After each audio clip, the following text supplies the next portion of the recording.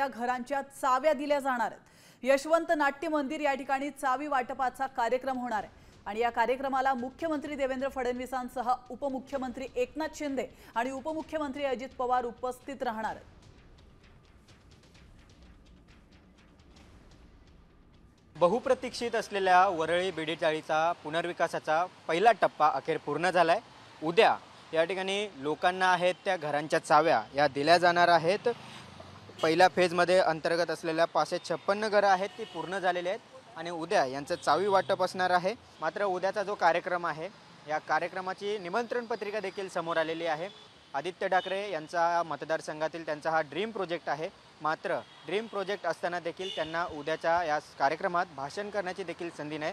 त्यामुळे एकीकडे या ठिकाणी आपण बघतो की वरळीच्या या बीडी चाळीच्या रहिवाशांना त्यांची घरं मिळत आहेत, मात्र दुसरीकडे कुठेतरी राजकारण होत आहे का अशी देखील चर्चा सुरू झालेली आहे। त्यामुळे उद्या आदित्य ठाकरे या कार्यक्रमाला उपस्थित राहणार का हे देखील पाहावं लागेल।